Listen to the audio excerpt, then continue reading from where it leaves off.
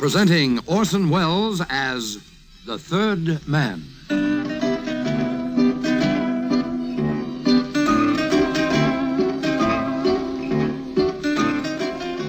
The Lives of Harry Lime.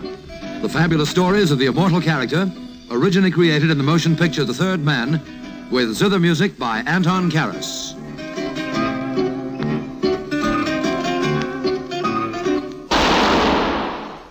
That was the shot that killed Harry Lime. He died in a sewer beneath Vienna. As those of you know who saw the movie The Third Man. Yes, that was the end of Harry Lime. But it was not the beginning. No. He had many lives. And I can tell you about all of them. How? Because my name is Harry Lime.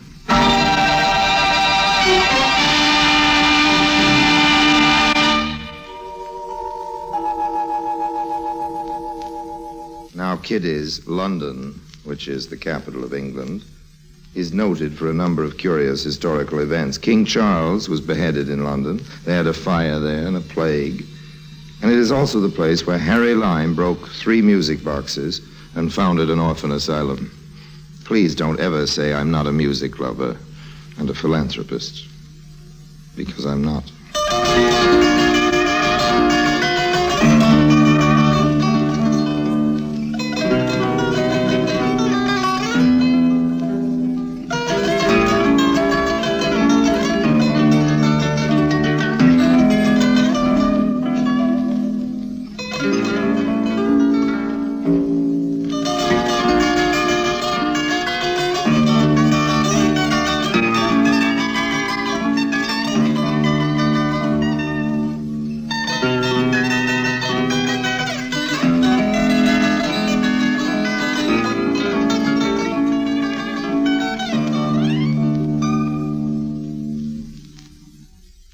And now, Orson Welles as Harry Lime, the third man, in today's story, Operation Music Box.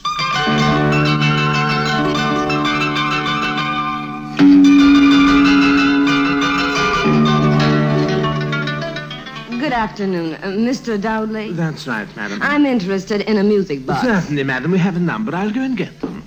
Just a moment, though, Mr. Dowdley. I'm only interested... He didn't hear you. I think he must be a little deaf. I guess so. You know, you make me homesick. What do you mean? Don't you know what it is to be homesick?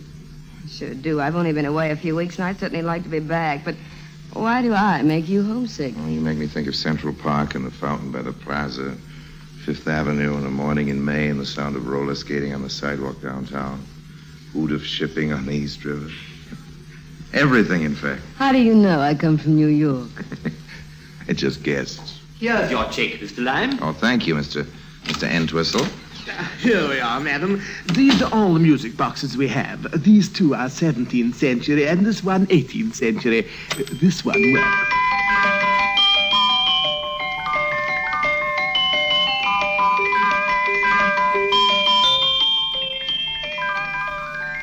That's a delightful tune, isn't it? I should have explained, Mr. Dowdley. I don't care if the music boxes were made in the 17th, 18th, or 19th century. In fact, I don't care when they were made. What I want to know is, when did you buy them? But, madam, surely the value of a music box lies in when it was made, not when it was bought. Not to me, Mr. Dowdley. I'm only interested to know whether you purchased any music boxes between February and June of last year. We're here to sell antiques, Miss... Chappick. Miss Chappick, not to disclose records of our purchases. If you'll excuse me butting in, I guess what this lady's trying to say is that she's ready to buy any music boxes you happen to purchase during that period that she's been... I'm not trying to say anything. I'm quite capable of making myself understood, thank you. But, Sorry. Miss Chappick, do I take it that it is as Mr. Lime here suggests? Yes. Well, in that case, we'll see what we can do for you. What do our records say, Mr. Entwistle? Yes, let me see. Yes, during the period in question, sir, we purchased 4 music boxes, 3 of which have since been sold. And the 4th? It's the one Mr. Dowdley is holding at the moment, madam. May I look at it, Mr. Dowdley? Certainly. Got a hammer. A hammer? A hammer? Yes, a hammer. Hey, you're not going to buy this music box just to smash it up, are you? Yes, do you mind? Well, it's all right with me. I've never heard of such a thing. In 50 years' experience of selling antiques, I've never heard of such a thing. Why should you care? You can name your own price. Oh, there's a little more to it than that, isn't there, Mr. Entwistle? Certainly, I think so. Miss Chappick, I don't like to see beautiful things willfully destroyed. I said you could name your own price, Mr. Dudley. Oh, in that case, I must warn you the price will be a stiff one. Entwistle, give Miss Chappick a hammer. What? Very well, Mr. Dunn. Is this a habit of yours, breaking up music boxes? You don't know how many I've broken up in the last week. Well, here comes your hammer. Here you are, Miss Chappick. Thank you.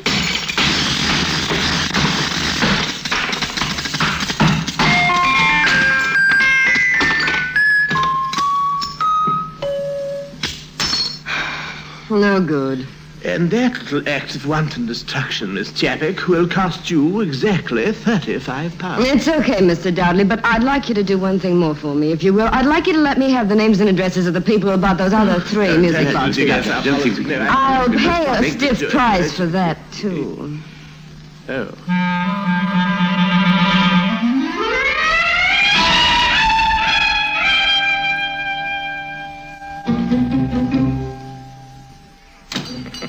Let me get you a taxi. Don't bother. For a minute, I thought he was going to refuse to give you those addresses. Well, he didn't, did he? Taxi. Oh, so he's trying that when the flag's down. I know, it's waiting for me. Well, in that case, you can give me a lift. I don't suppose for a minute we're going in the same direction. That's just where you're wrong.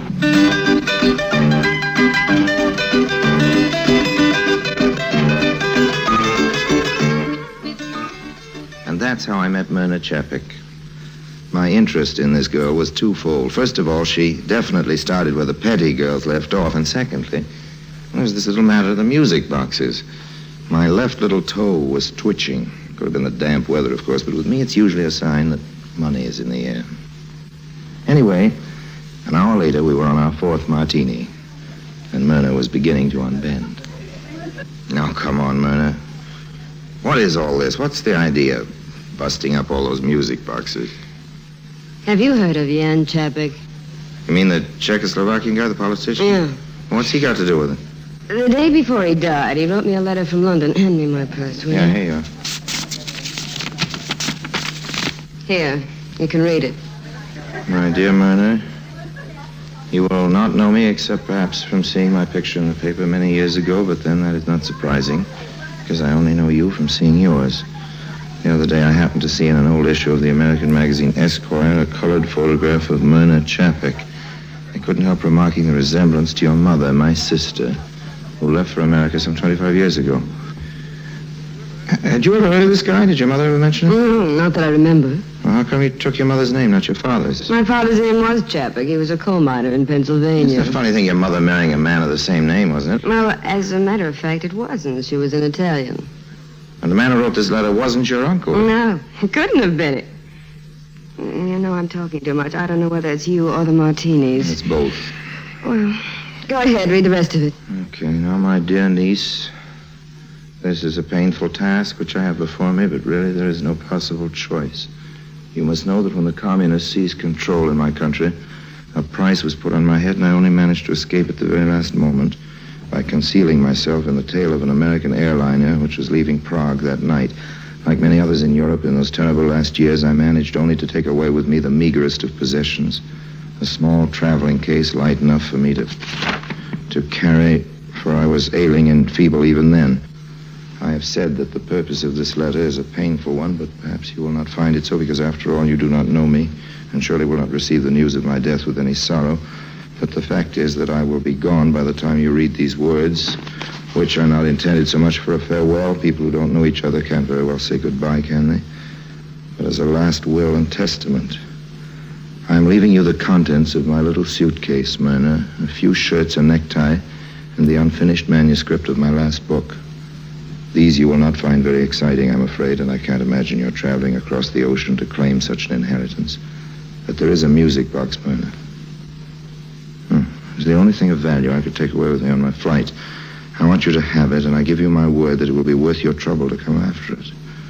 The landlady, who is not a sympathetic woman, has not been entrusted with the secret, and unluckily she has not been paid for the rent of this attic room for several weeks. By the time you come to London, she will have sold it, and You must find out where and to whom, and you must buy it back. And now my hand is very tired, and I cannot go on pushing this pen across the paper for many more words. I send my blessing to the child of my sister, who has inherited her wonderful green eyes, and also something else almost as wonderful and almost as green. Your Uncle Yan. Almost as wonderful, almost as green. That could be emeralds. I'm sure that's what it is. And you think the emeralds are concealed in the music box? In a false bottom or something? I don't think it. I know it. And I'm going to get those emeralds if I have to break up every music box in London.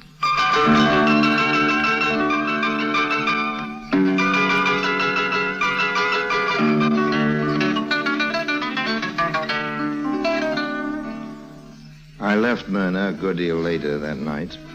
He'd had a wonderful time. I had her promise that we'd meet the next evening. I also had something else. I had that list from Dowdley's antique shop. Oh, yes, I know what you're thinking. You're thinking I pinched it out of her purse. And you're right. That's what I did. Somewhere in London, there were 3 music boxes. And one of those 3 was a fortune in emeralds, and I've always been a great believer in the old adage, finders, keepers. Yes, if anybody was going to break up any music boxes, it was going to be me.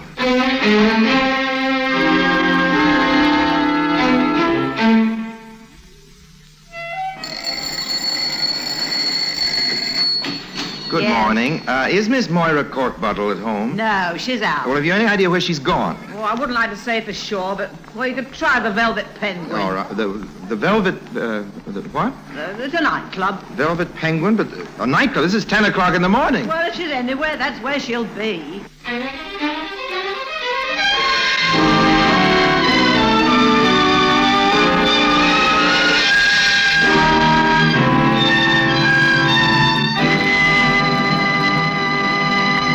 Orson Welles returns in just a moment as the Third Man.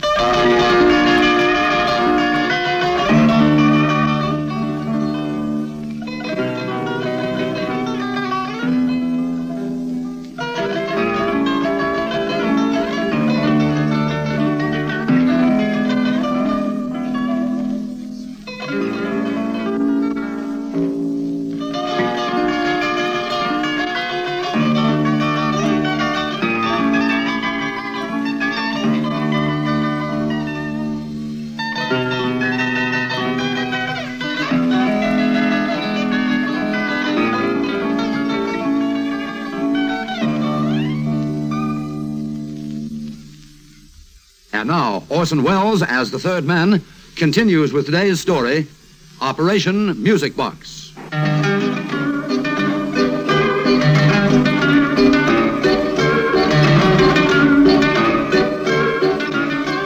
Like all nightclubs, the Velvet Penguin looked more than ordinarily squalid at 10:30 in the morning. Most of the chairs were piled up onto the tables, and by the glare of a work light, an unhappy-looking character in shirt sleeves was pounding the piano.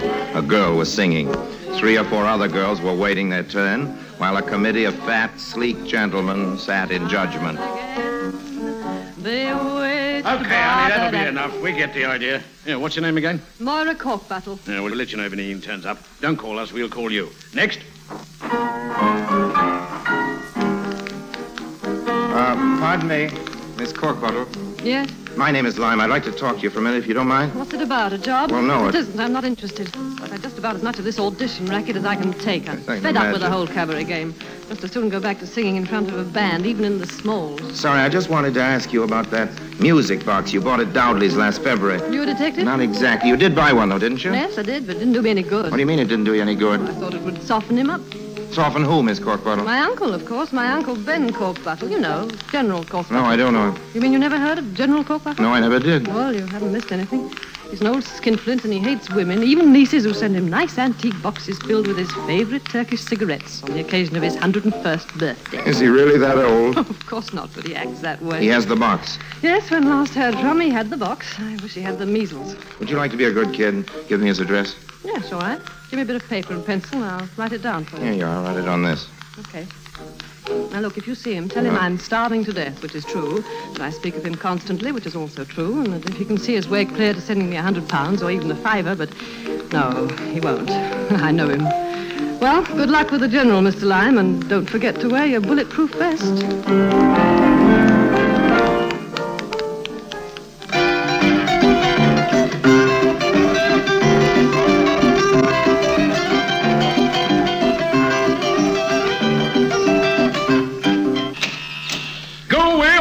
My stick to you. Wait a minute. You don't look like a peddler. Oh, no, sir, I'm not. I'm a collector. Oh, dust collector? Garbage collector? Oh, what kind of collector? Well, speak up. Music boxes. Oh, another one. By gad, the thing's turning into a positive plague. Well, come in. Let's get to the bottom of it. Thank you, sir. Well, come into my study. Now, then, what's the explanation of this wild rash of music box collectors? Who'd want a music box? Blasted things make you jump. Give me the Jim Jams. Well, come in, young fella. There must be something in music boxes I don't know about. A fine-looking young woman like Miss... what was your name again, my dear? JPEG. We know each other, General. Oh, you do? Yes, we do. Yes, well, that's not surprising. After all, you music box bugs probably have some kind of club or other. Old meetings, swap boxes and all that, eh? Oh, we're going to hold a meeting, General. You can be sure of that, Harry. Now, please, Myrna, don't misunderstand. I understand perfectly. Now then, I haven't got all the morning. Yeah, here we are now. Now then, before this young fellow interrupted us, you were making me an offer. Yes, Offer? for your music box, General. Oh, that is if you're willing to sell, General. What's your price? £2. £3. £4. 10 pounds. 15 guineas. 25 guineas. This is as high as I'll go. Well, that's the highest bid. Well, going? Gone. No, don't write a check, young fella. I'll take it in cash.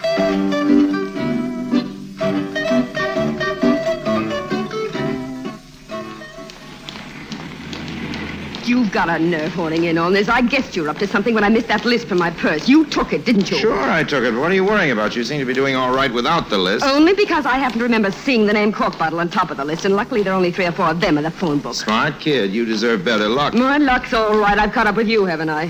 From now on, you've got yourself a constant companion, Oh, good. so you'd better start getting used to it. Well, that shouldn't be hard.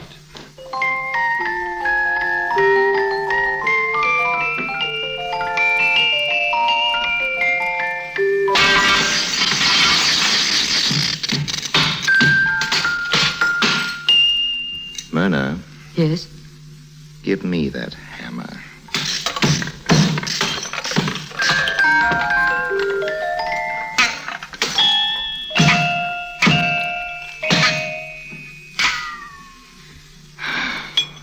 Give it another suck. No use, Myrna, no use. It isn't this one.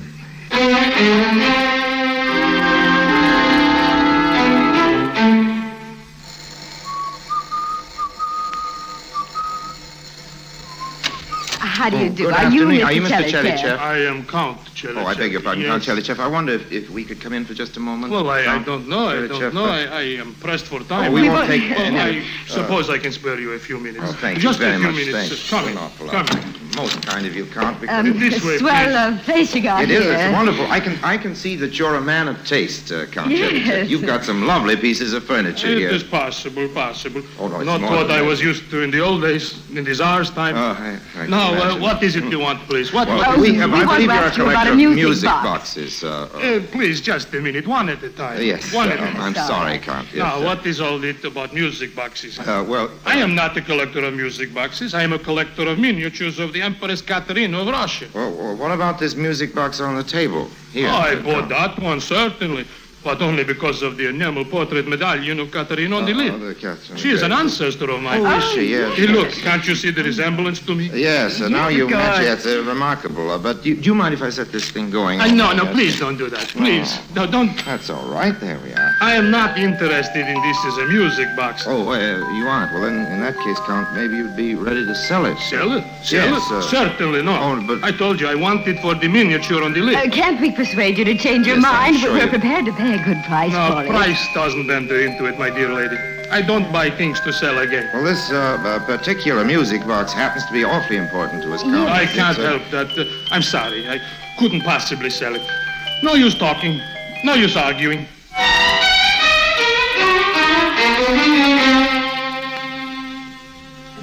it's a very lucky thing for you, Myrna, my girl, that you've got me as a partner in this business. I hadn't noticed it. no? There wasn't much luck about the Chalichev episode. We haven't got the box. We soon will have the box. How come? Because, my dear old girl, it so happens that just for kicks, I once took lessons from one of the best cat burglars in the business.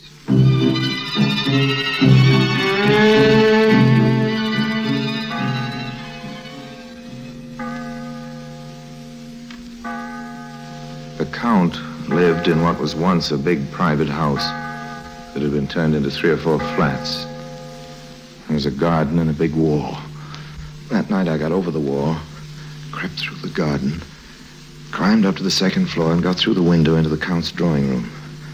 I worked quickly and quietly. I cut a small section out of the crystal cabinet with my diamond cutter that contained the Count's objet d'art, got through to the latch, unlocked it, and seized the music box. And then, at that moment...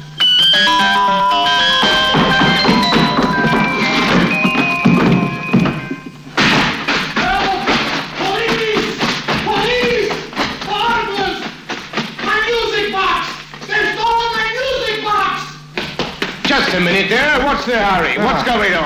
Officer, we've just been burgled. A burglar got in my flat over there. He's stolen my father's antique music box. Did you see anyone come around the corner over there? No, sir. He can't have come this way. We'd better try the other way. Quick. Here, just a minute, you.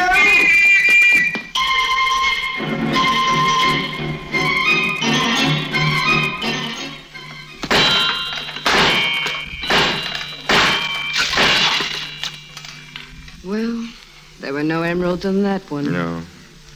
It was a pleasure breaking it up.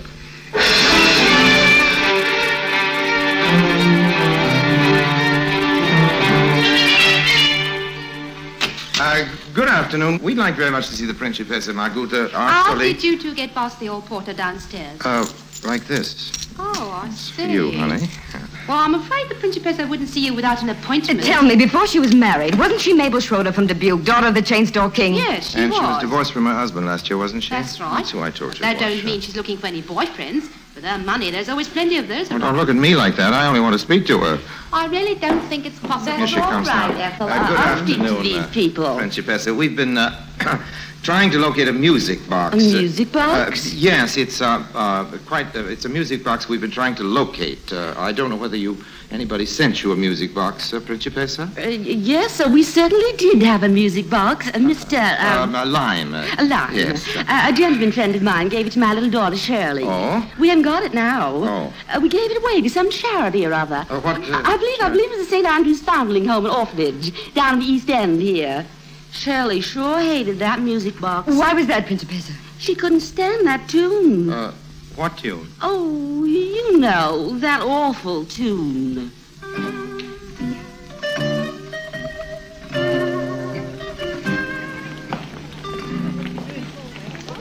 Look, this is the place, Harry. St. Andrew's Foundling Home and Orphanage. Looks as if there's some kind of a ceremony going on.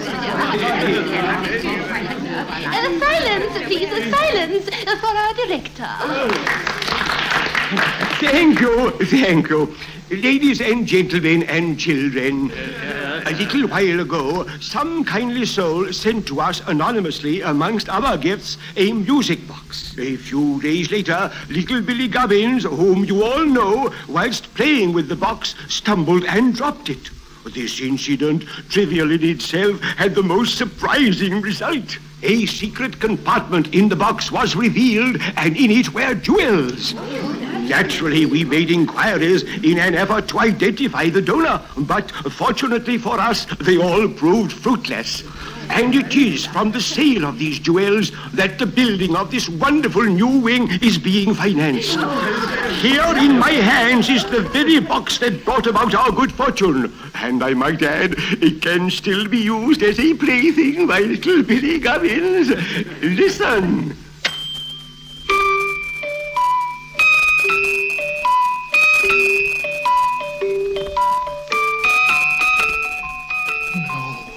No.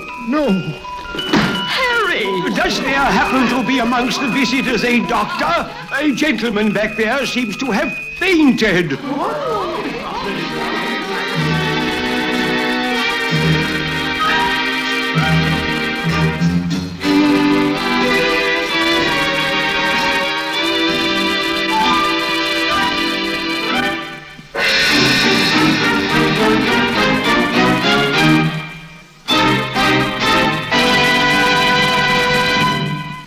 returns in just a moment.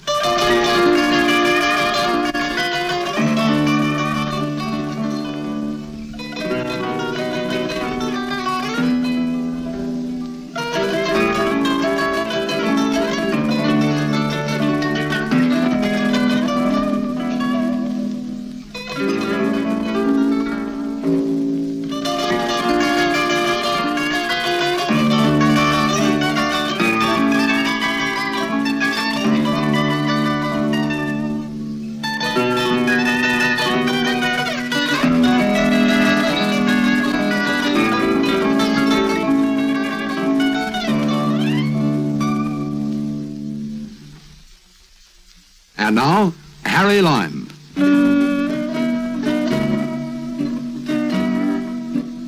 Goodbye for now. And remember what Ben Franklin said about honesty being the best policy. I wish I could.